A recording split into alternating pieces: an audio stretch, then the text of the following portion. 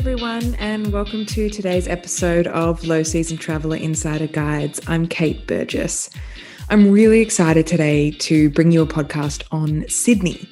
I'm joined by the wonderful Sydney local Leisa, who owns and operates daily Sydney tours. I myself lived in Sydney for 4 years doing my undergrad degree there, so it really does have a very special place in my heart, which is also why I add my own little tidbits in addition to Lisa's recommendations. I do know a little bit of what I'm talking about. Sydney is a sprawling city which you could spend months and even years in and still not uncover everything. But today Lisa and I chat about what we think are the highlights of Sydney during the low season, which we both agree is seriously the best time to travel to Sydney. Hope you enjoy.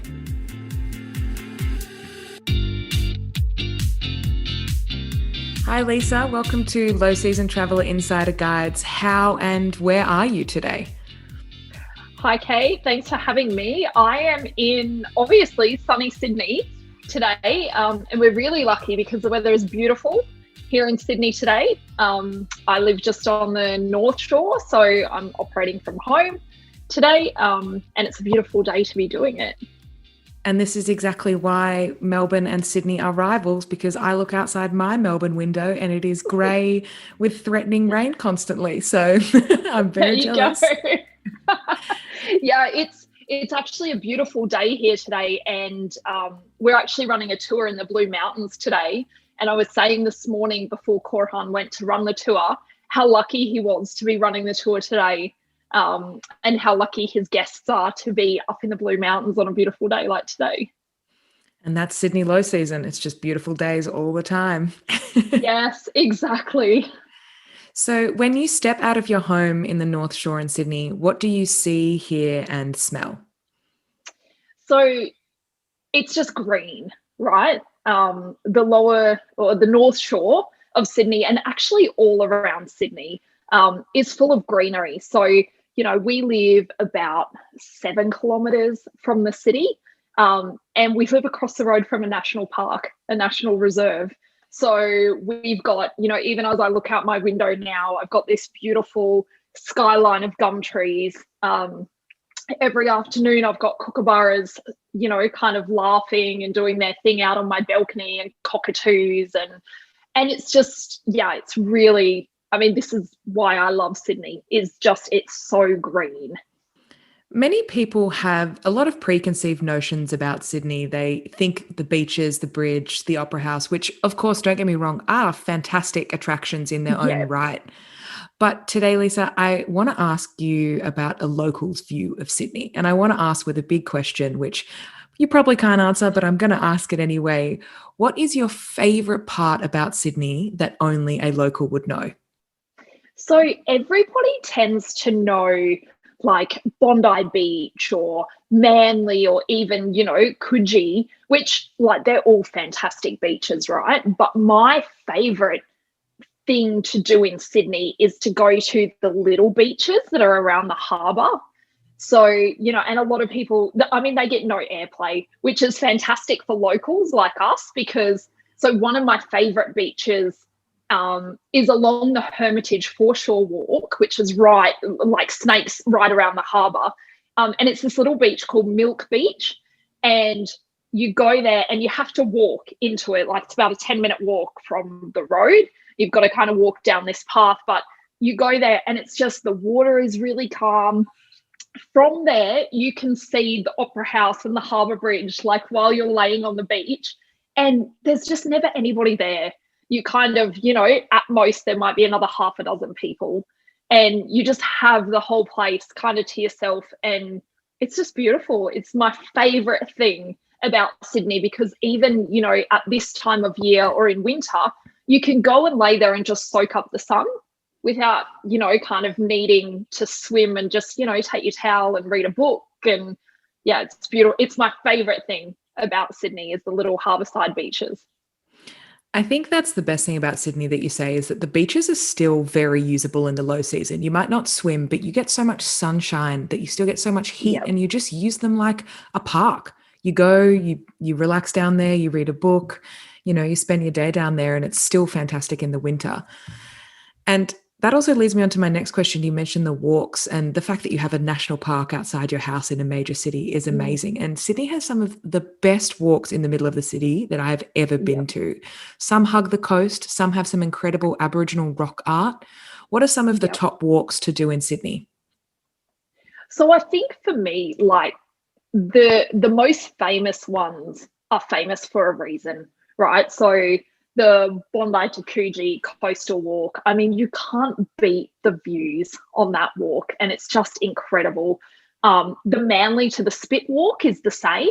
And, you know, although it goes along the coastline, you're right, there's little places that you can duck out and you find, you know, still like Aboriginal middens where they had, so the midden is, I guess, kind of like where they cracked, you know, like the shellfish and stuff like that, or stored them in there.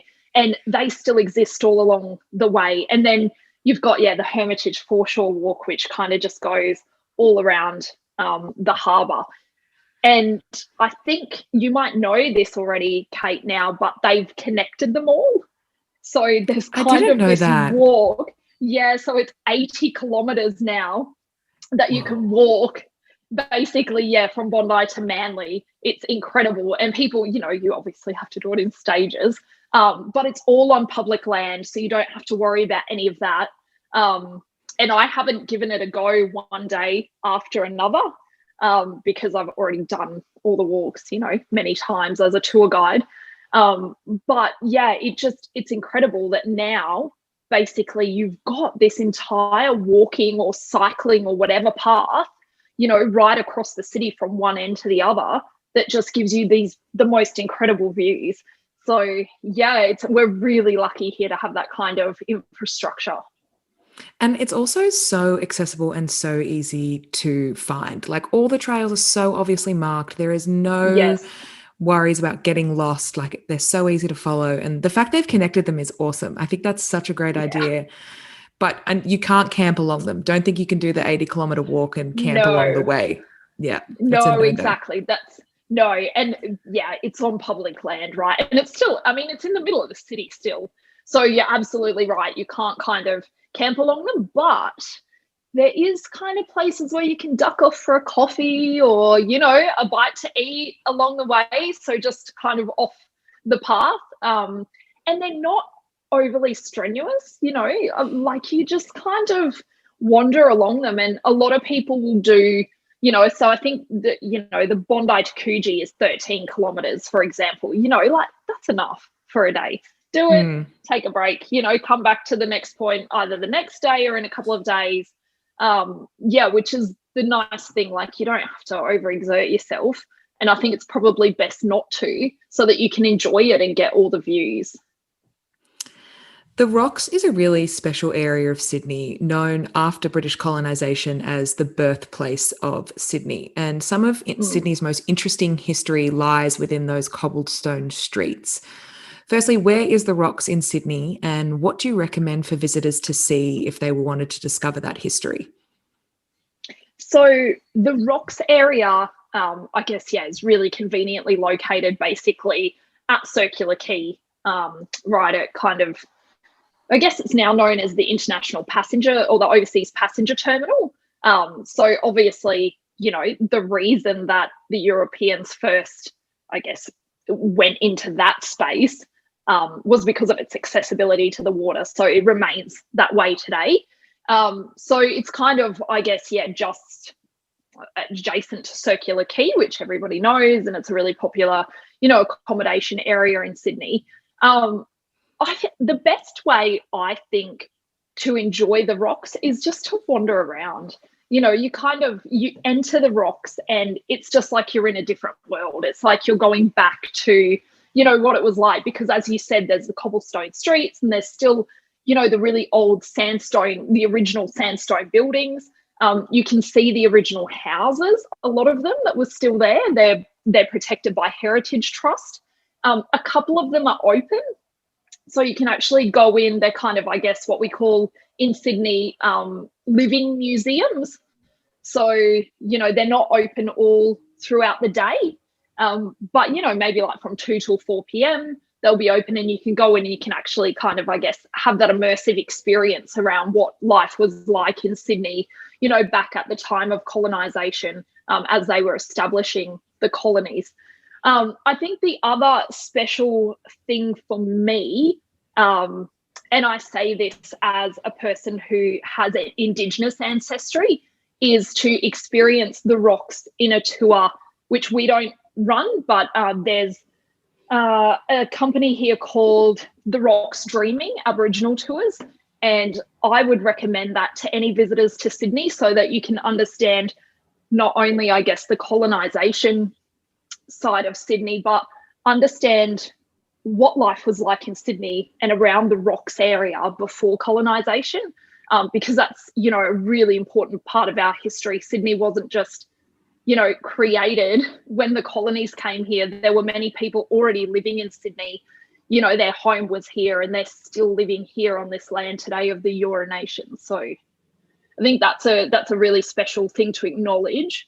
And, you know, if you have the chance, particularly fantastic in the low season, is to take those kind of walking tours with also the traditional custodians of the land. Yeah, brilliant recommendation. I'll make sure to link that tour in our show notes as well if people want to experience that.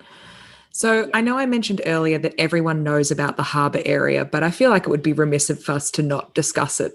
Yeah. What do you think makes the harbour so special and why it's best to visit there in the low season?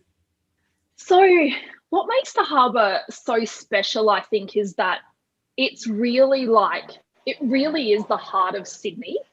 So, you know, people even classify you as whether you live, you know, like I talk about, I live on the lower North Shore. You know, people classify you whether you live north or south of the harbour. And it's really, it really just, it impacts our everyday life. I think that it also is really special because there's plenty of stuff to do around the harbour, you know, so it really is kind of, I guess, the beating heart of the city. So whether it's, you know, Circular Quay, and obviously, you know, you've got the Harbour Bridge that spans the Sydney Harbour, you've got the Opera House, which lies right on Sydney Harbour, you know, the Botanic Gardens, Mrs. Macquarie's chair, which obviously, you know, was created for Governor Macquarie's wife to look out over the harbour. You know, there's so much stuff to do there because it really is that heart of our city. I mean, I personally think that the best way to visit the harbour is getting one of the ferries and basically just going from, you know, the harbour over to Manly. You can see everything from the water and it's public transport. Correct. I would definitely recommend, you know, even if you take, so a lot of the time what we do with our guests as well is when we're coming back from the Blue Mountains, for example, they'll hop on the ferry at Parramatta. So rather than driving all the way back into the city, they jump on the ferry at Parramatta and then they take the public ferry all the way back to Circular Quay, which is a fantastic way to see the entire Parramatta River, which then connects obviously into the harbour. And then we also suggest that, you know, while you're here over the next couple of days, take a different view and take it over to Manly, because you can get the ferry to Manly in 20 minutes and see everything that the harbour's got to offer. I think the other really nice thing to do in the harbour is walk across the harbour bridge. So a lot of people don't know that you actually can walk across it, but there's there's a walking path the whole way, and you can get the most incredible shots of the Opera House, for example. And it's just a really nice experience. It's only, in American terms, it's 1 mile across. So I think that's about 1.6 kilometres. But it's a really, you know, nice, easy walk. And then you've also got the Pylon Tower Museum, I guess it is. And people don't also realise that you don't have to do the $300 bridge climb to actually get amazing views of the top of the bridge. You can pay, I think they've put their prices up now to about $18, but you can climb up one of the pylons at the side of the bridge and you still get these amazing views across the top of the bridge. That is the most perfect insider tip, Lisa. That's a big one. Yeah. Yeah. That's awesome. Yeah. I didn't know that. And I was in Sydney for 5 years and I had no idea you could climb the pylon. Oh, That's there you awesome. go. Yeah. So, one of the awesome attractions that you can go and visit and get the ferry to is Taronga Zoo, right in the heart Yeah. of the city. Awesome attraction. Tell us about it. So yeah, you're right. Taronga Zoo, I mean, you can take the ferry just kind of from Circular Quay or from Darling Harbour, where, most of the hotels are. And yeah, arrive straight at the zoo. You don't have to worry about anything. Um, Taronga Zoo, apart from having, kind of every kind of Australian animal, as well as a bucket load of different African animals, sea animals. You've got your whole reptile exhibit. It's just a really beautiful place to walk around and experience the animals. I have a good friend actually who works for the Taronga Zoo Conservation Society. So, it's been really insightful for me to understand the fantastic care that they actually take of the animals. It's something that they really value there, and you can see it in all of the enclosures. The enclosures are really big spaces, they're clean spaces, they're really nice and green. They're designed so that they're not, I guess, what do you say, like distracting to the animals, and that the human contact there is not intrusive. They're just really beautiful spaces. And one of my favorite photos to take at Taronga Zoo is you can take a photo of the giraffes with kind of Sydney in the background if you just stand at the right spot. And it's a really special photo, to get of the giraffes. And then you've got the opera house in the background as well, which I think is really cool. So, we have focused on a lot of the central part of Sydney because everything we've spoken about is all very close together. But the northern beaches during the low season are also spectacular to visit. And during summer, there are just floods of tourists, everyone coming home. But the glorious weather still in the low season, the northern beaches are a great place to go. What are some of the must-sees in the northern beaches in your eyes? So I think that for the northern beaches, I mean, you have to go to Manly. So, and in the low season, the great thing about Manly is you'll still see, like, Manly's a surf beach. So you'll still see plenty of people out there surfing. It's still great to kind of sit, on the beach, one of our favorite things to do is go on a Sunday afternoon, sit in the sun, have some fish and chips, and just kind of watch the world pass by on the beach while our daughter's playing in the sand. I think another great thing to do in that area is to go to North Head. So North and South Head kind of form the opening of Sydney Harbour. So you can sit at North Head and you can actually, it's easier on a clear day or if you have binoculars, but you can actually see the flags on the top of the harbour bridge from North Head. But you can also see just this beautiful landscape, kind of like a vista across Sydney. I would also suggest for any home and away fans, you have to get up to Palm Beach because, Summer Bay has to be the top of everyone's list. And look, there's a reason that home and away film on the beach all year round. It's just beautiful at any time of the year. And, if you're lucky, I think one of my friends was visiting from Adelaide a couple of months ago, and she was actually caught kind of in the middle of a filming scene. Love it. Yeah, exactly. So yeah, it's really nice, Palm Beach. And even doing the walk up to, for any home and away fans, you can see when they do the opening intro of Home and Away, there's a lighthouse on top of a hill. You can actually do that walk and it gives you the most stunning kind of view out over Palm Beach, which is kind of like this really long beach island with water either side. So it's really great and, perfect time in the off season to do the walk because if you're going to do it in summer, it's a little bit unbearable. So Sydney is a massive, sprawling city with so many regions offering something a little different for everyone. So if visitors were coming to Sydney, what areas would you recommend for people to stay in to have access to all of these great areas? I would say stay in the downtown of Sydney. The public transport system in Sydney is really good. So, if you want to go to Manly, like we've already spoken about, it's an easy ferry ride across.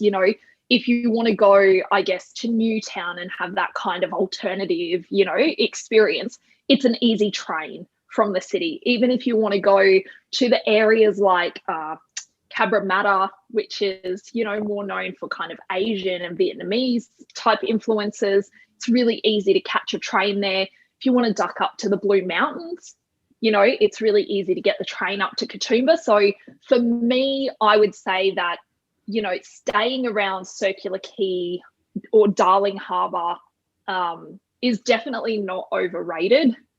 It just means that you're really central and really accessible to everywhere. And also there's plenty of great dining options all around there. So it's kind of easy, when you come back at night and you need some food, to be able to find somewhere really great to have a nice meal.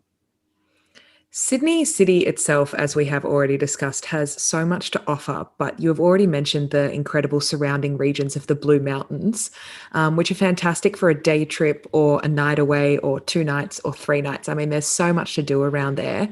And there's also the Hunter Valley, which is in very close proximity to very different regions right on the doorstep, and accessible by cheap public transport as well. Could you tell us a little bit about these 2 regions and what people will see if they do choose to visit them? So one of my favourite areas to visit definitely is the Blue Mountains. And obviously, we're tour guides and our most popular tour is always to the Blue Mountains. I think people are drawn to it because just of the spectacular scenery, and the incredible, so you'll see the scenery in terms of, I guess, what gives the Blue Mountains its name. So, as you look out, you kind of see the blue haze, I guess, that is over the mountains, and the forest or the Blue Mountains National Park just goes on and on and on to the horizon. You also see, the incredible rock formations like the Three Sisters, which you can actually kind of walk onto. There's Lincoln's Rock, which gives this beautiful, it's kind of this white rock. I think they used to even call it the wedding cake. It's this beautiful white kind of limestone rock, which looks out across the Jamison Valley. But then there's the waterfalls as well. So, if you're a keen hiker, because it is a hard walk, you can hike Wentworth Falls, which is just incredible. But then if you're not, you can go to Scenic World and so Scenic World's really unique in the fact that they have the Sky Rail, they've got the cable car, which goes down into the forest, and then they've got the Sky, anyway, it's a kind of like a gondola, which hangs, 70 meters, they say it's 70 meters above the forest floor, but feels like a lot more than that. But it basically puts you front on to Katoomba Falls. And you're able to see the entire incredible fall, I guess, rushing down from the top of the mountain to the bottom of the falls. So in contrast to, I guess, the nature side of the Blue Mountains, you've got Hunter Valley, which is just stunning in a total, in a whole other way. So, obviously you can stand at some of the wineries. So one of my favourite wineries to go to is called Audrey Wilkinson. And the reason that I love it is it's kind of up on a little bit of a hill, which means that you can stand up there, and as far as the eye can see, you just see vineyards. And as a avid wine drinker, it's probably one of the most beautiful sights that I like to see. But the other thing about the Hunter Valley is it's got some of the best wine in the country, and perhaps in the world, but it's also like a gourmet paradise. So we've got cheese factories there, we've got chocolate factories there, you've got what we call in Australia hatted restaurants. So, obviously there's not Michelin stars, but we have hats. And there's hatted restaurants up there galore, and you just get all this local produce, the whole kind of farm to table philosophy. It's just, you're really spoiled for choice up there.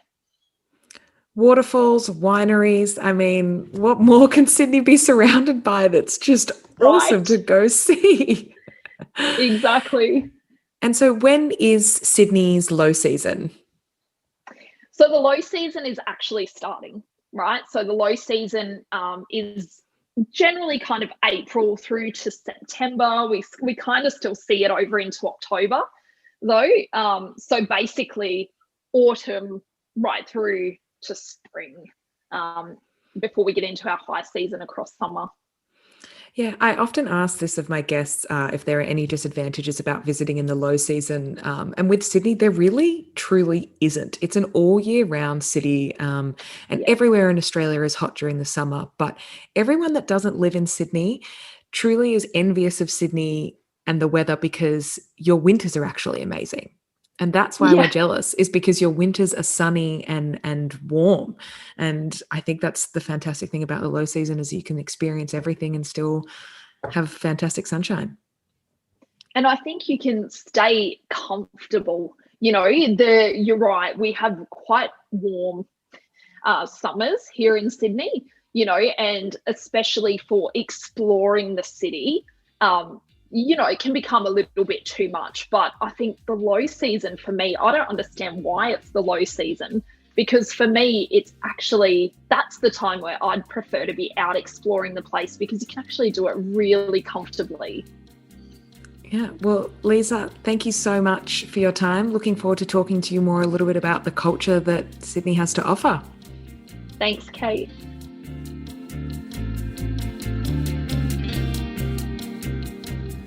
Truly, Sydney sells itself. A city for anyone and everyone. Leisa joins us again on Thursday to chat about the events, food and art that Sydney offers during the low season.